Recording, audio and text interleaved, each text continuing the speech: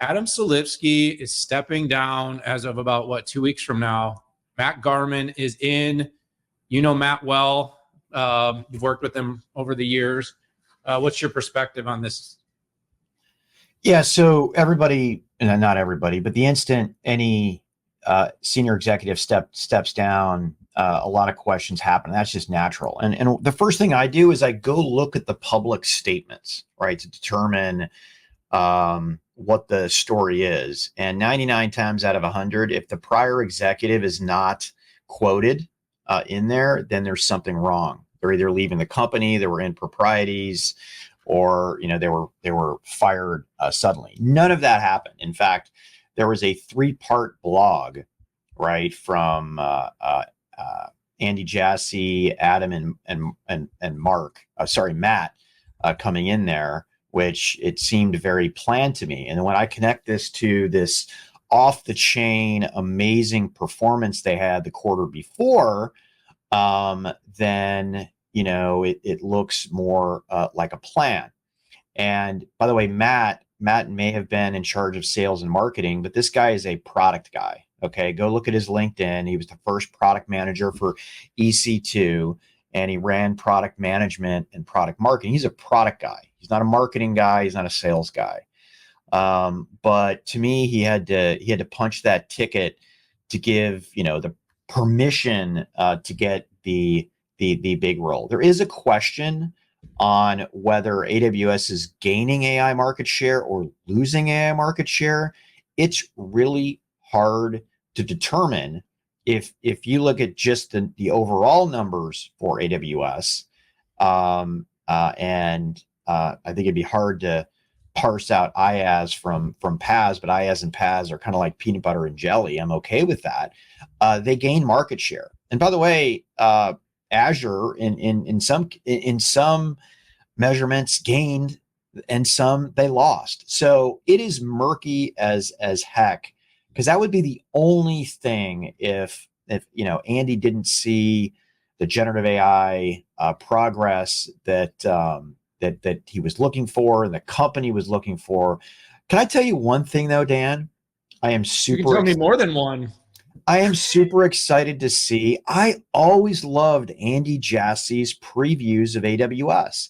It was one slide per offering, core value proposition, customer problem they were solving, what their solution was, and what the impact. I might be a CEO of an industry analyst company and a couple other co-founder, but I'm a product guy. I freaking love that.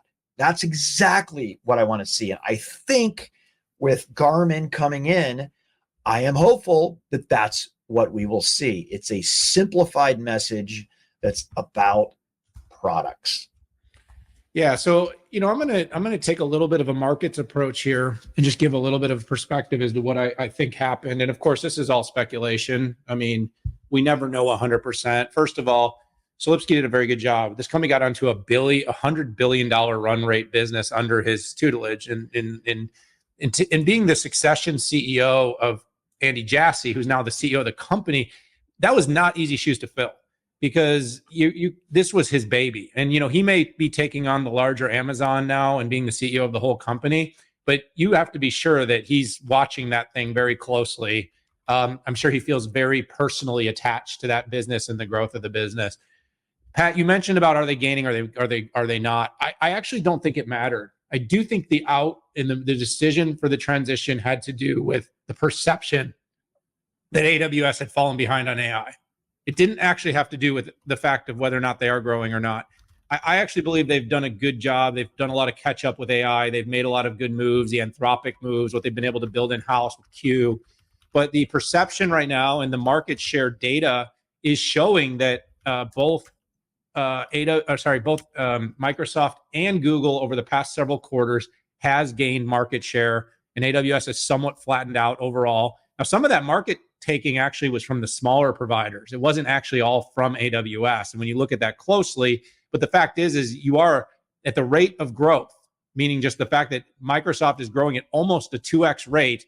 There's only a few more quarters before, technically speaking, Microsoft will become bigger than AWS. And again, the way cloud is calculated is opaque. It's not very clear.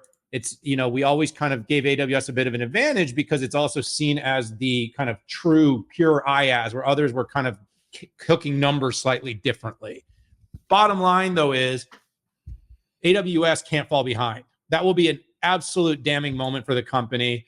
The change, I think, had something to do with accelerating it. Also, I can't help but think it had something to do with the decision not to go all in with DGX and NVIDIA. It was a bold decision. I don't know that it was the wrong decision for AWS monetarily, but from a perception standpoint, when everybody was running to NVIDIA, AWS had to deal with the resistance, ended up changing its tune to some extent later. And I think that decision looks like it might have caused a little more consternation with some of the customer adoption, leading more people to move some workloads to Azure and Google as well. So a very interesting moment. Good luck to Matt. Congratulations, Adam. I don't think people realize what a big job you've done, and that warrants some consideration.